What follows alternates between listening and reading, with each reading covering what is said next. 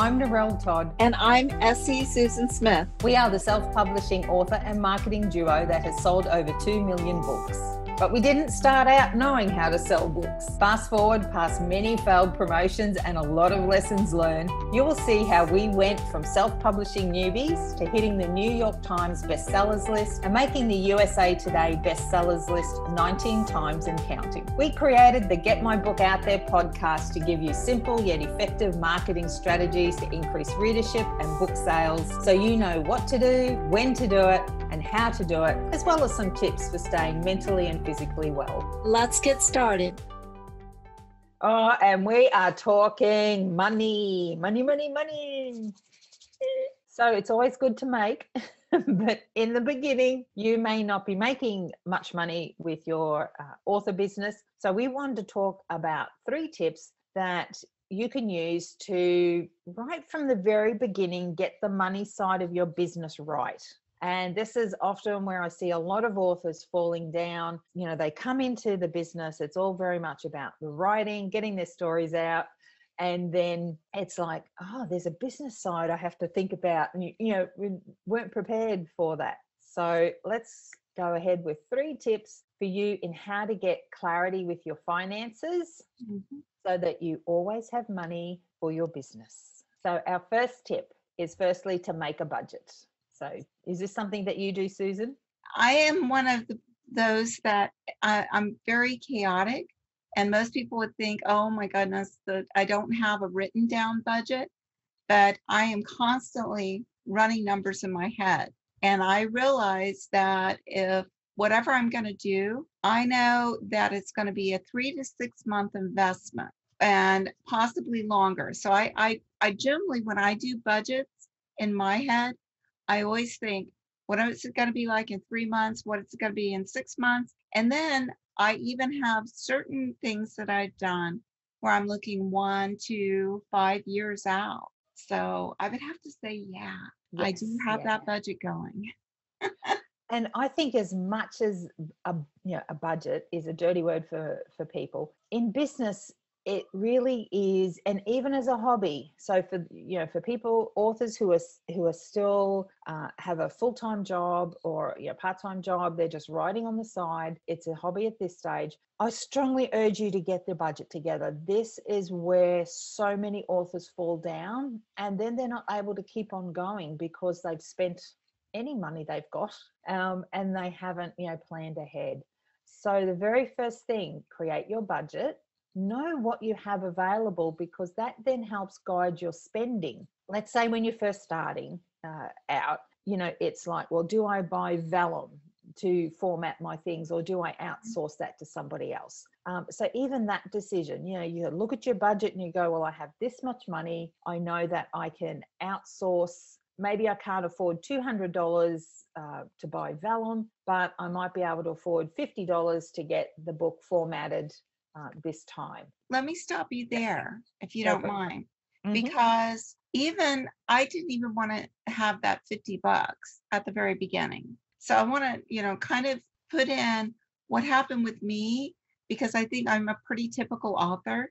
So I was working full time and I started writing, and I thought it was just going to be a hobby. And I did not want and could not at that time justify taking money out of our personal to put towards my hobby. So I did what any insane person who knew absolutely nothing about publishing did. I learned how to format, and I formatted using Word. And yes, you can do that. You don't even have to outsource or buy vellum at the very beginning if it's not in your budget. You can use Word or Pages or whatever. They do have that. And a lot of the distributors now actually have where you can format it within their software. So don't be afraid to use their software.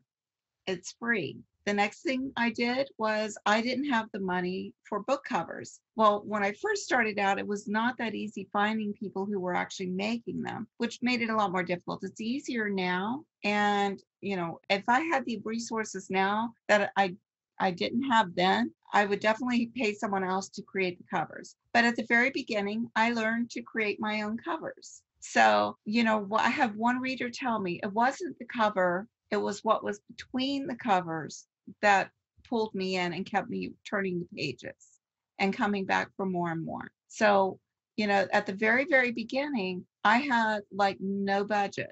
And I realized that, but when you think that's money, I did have the time and I had the willingness to learn. Yeah. So I invested my time, which time is money. I invested my time in my business. And then as it grew and I started earning income from my books, that's where I think our next tip is going to come in. Yes, yeah. So the very first thing is to have a budget. Even if that budget tells you if you have no budget, but at least you know how much can you spend in your business. Yes. Until you know how much you can spend, you really cannot start to go out there and decide or choose between what services you might go with, what things you might want to buy, all of those sorts of decisions until you know how much money you have. And then, yes, if you are starting with zero budget or a very low budget, then it's about you having to learn a lot of those things so that you can do them yourself. There's great resources out there. And that was one of the great things. Even though I had a zero budget at the time, I was able, as I was learning, I realized, okay, I'm going to need money for book covers. I'm going to need money for editing. I'm going to need money for formatting. I'm going to need money for this, for advertising. So even if you're starting with a zero budget, as you're learning, you can start writing, okay, these are the things I'm doing. Let me put a price tag to them. And I know this is how much I need to make to be able to afford to do this one task. Yeah, love it. Love it. And feeds in beautifully to tip number 2, which is around investing back into your business. So what did that look like for you? That was one of the most critical things that I did. I knew that whatever money that came in from my book sales was going directly back into my business.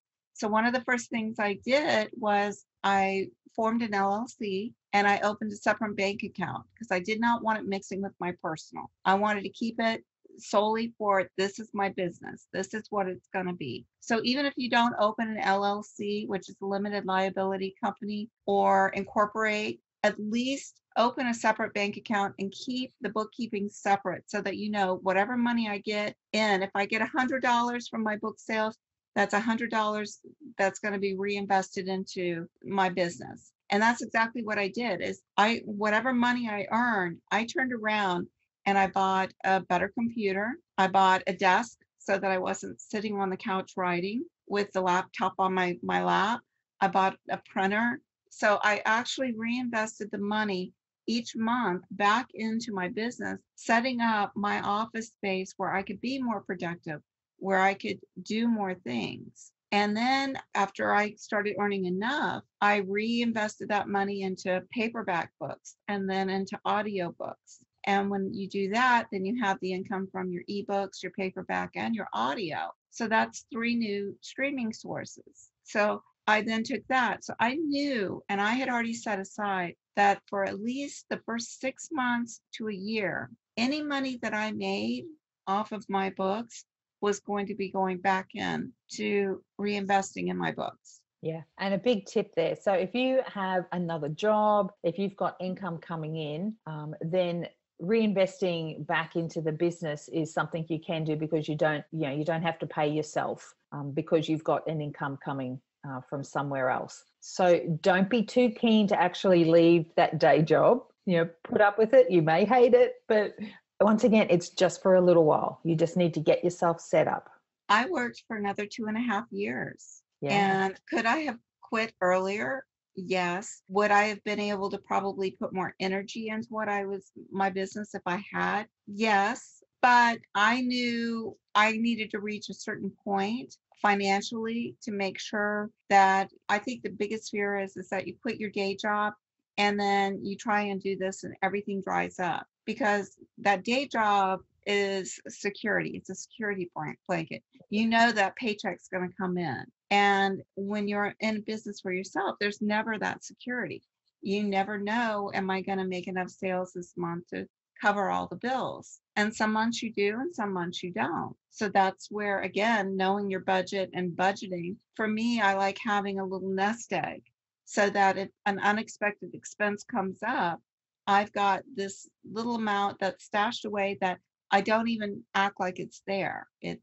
That's my capital, my working capital, I guess. I have my capital and then I have my working capital. Yes. And, Same here. it's the part that on a rainy day or if a good opportunity comes, I've got the income that I could say, hey, let me pull this money out because this is an opportunity I don't want to miss. I know I'm going to get a good return on my investment. Or, oh my gosh, there's been a fire on the West Coast and hurricanes on the East Coast and flooding in the South and freezing in the North. So nobody's buying books because nobody's got electricity right now. So, there's that little thing to say, okay, yes, I can get through the next month to 2 months. And ideally, you want to have enough set aside eventually for 6 months. And that sounds like an incredible amount, but, ideally have, 6 months worth of bill paying power, because during that 6 months, you can be working to help earn so that you can keep that nest egg. Yes. But these are all things that, I've learned from,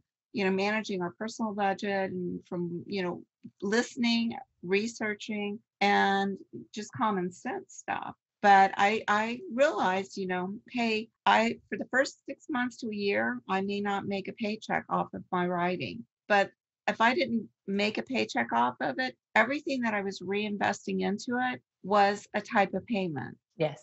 And I think a lot of people lose sight of that. Sometimes it's the delayed gratification. Yeah. So, if you are able to delay actually paying yourself until you've gotten you invested in the business to the point where, where it then can make those leaps and bounds, because you have done that investment, you then can, pay yourself, but you have to be prepared to wait a little bit before that happens. Yeah.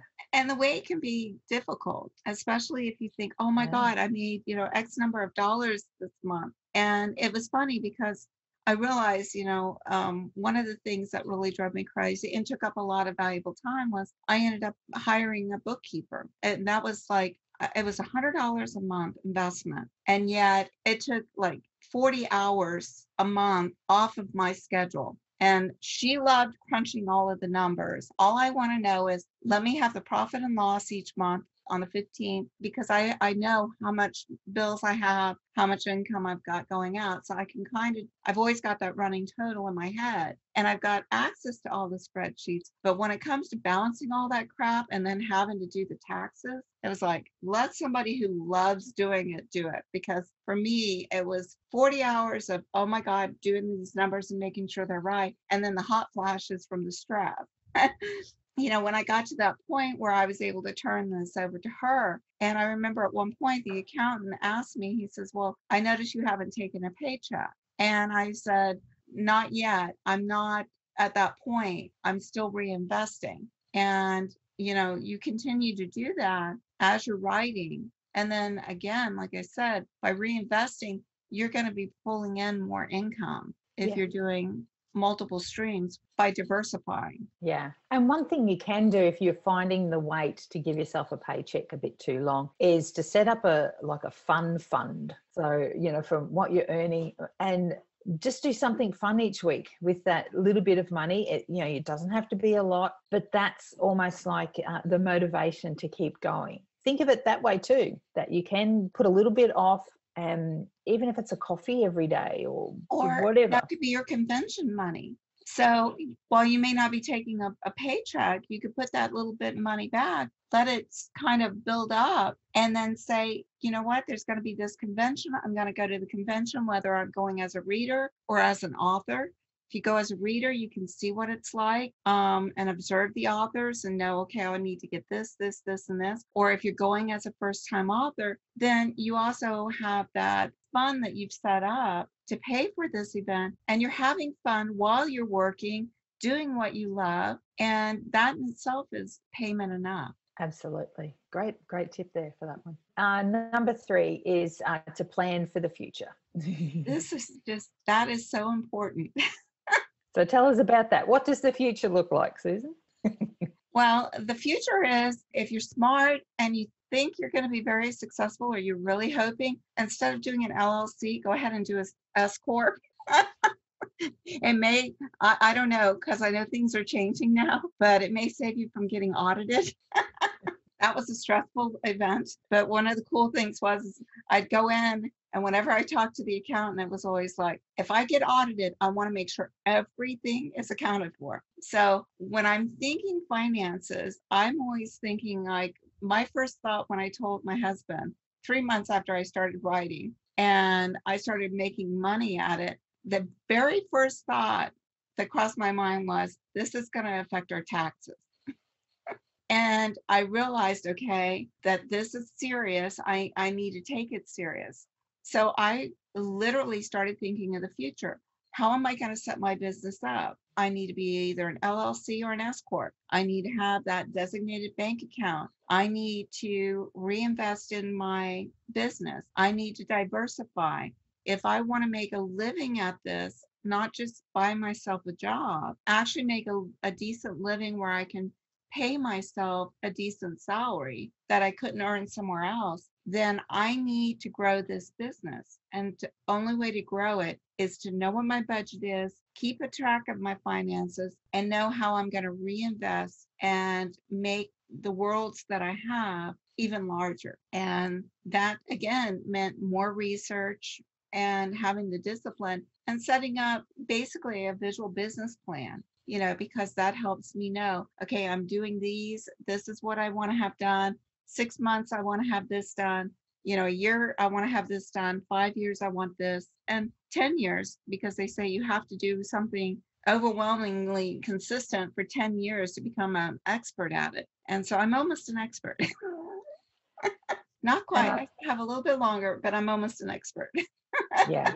And definitely in planning for the future, it's things like taking a business course so that you understand the business side of things. A lot of writers I see will focus on just the writing component, how to be a better writer. That's important, but at the same point in time, it's also how to be a better business person. All the myriad of things that go into running a business. You need that knowledge as well as the skill for your actual business that you're running as well. So plan for that, to do some of those kind of courses. Put that in and actually go do them. Don't just write it down. But actually, and that's part of what I did. I took there was actually a leadership class that dealt with businesses through the local college. It was such a great experience because they had, you went in and you listened to what these were business experts who had been in business. It's not the Better Business Bureau, but the local college also offered basically a business leadership mentoring program. And these are people who were business people all their lives, who ran successful companies. Some of them, like one of the gentlemen, ran the Mars Candy Company. So he was the CEO for, years and years of it. And he was giving back his time by coming in and mentoring young business, entrepreneurs who were starting up. And so I took some of those classes and I went to different discussions, workshops, 1-day workshops, or, a series of them. And then online, I just was devouring anything I could find about businesses and how to be successful and what, some of the most successful businesses leaders out there have done. And it's like, I'm going to do this. Yes. Yeah. So get clear on your finances. You are not just a writer, you're also a writer in business. So, or a writer who has a business. So you need to know the business side as well as the writing side and the technical side of that. You need both. Marry them together and you're going to see big results even in your writing. It all kind of cross-pollinates and impacts on each other. So whatever you do, get some clarity about your finances. Get your budget together. Go find out what it is. How much can you actually spend? And that way you also prevent yourself from spending tomorrow's money. If you're only spending today's, you're not going to dig yourself into a financial hole, which is really important because that's stressful. If you're trying to write and be creative and you're worried about how are you going to make this week's rent or buy food or that sort of stuff, that's no fun and not it's easy to be creative. If you're writing this book and it's costing you more than what you're bringing in, and it will be that way probably in the very beginning unless you do it the way I did, where I did everything. But you've got to be aware of that. So if your budget starts at 0, put 0, but don't feel Yeah. bad about it. Just say, Yeah. okay, this is my baseline. Now where am I going to go? Yes. So when you know your budget, you know then what you're going to be doing Yeah. next. It then says to you, as you say, okay, I need to go learn those skills myself. If you've got a bit more in your kitty, then you know that you can bring somebody in to do it, or you can buy software or whatever to help you, whatever it is. So know your budget. Invest back into the business when you do start bringing money in. It's So critical. so that you can grow the business as fast as you possibly can. So if you can delay paying yourself so that you can invest back into the business, go for it. But also remember to have a fun fund so that it's not all work and no play, because who wants that? And lastly, to plan for the future. So, just keep in mind that you're running a business, so you need to have some business skills. So you need to discover those, as well as obviously improving on your writing skills. And if you're not good about the business part of it, don't be afraid to ask. There's a lot of husband and wife teams out there where either they're co-writing together, or the wife is doing the writing. Maybe the man is running the finances, or maybe the guy is doing the writing and the woman is handling the finances, or just playing ideas off of each other. That's one of the things that's helped me is I've talked to my hubby about it, because he's had a business far longer than I did. So I was able to watch what he was doing and then take, even though it's a completely different field, they're all the same concepts. Yes. So don't be afraid to look at some of these and watch videos. The Pixar story really resonated with me, how Pixar came about. So that helped me dream big. So definitely, don't be afraid to tackle the business part. Yeah, definitely. Okay, so just remember that today's the day. Go make it happen. Yay! Yay! And we'll see you guys next week. Have a great week. Bye. Hey, thanks for joining us today. We've got way more information we want to share with you to increase your book sales. So please come and join me at facebook.com. Get my book out there.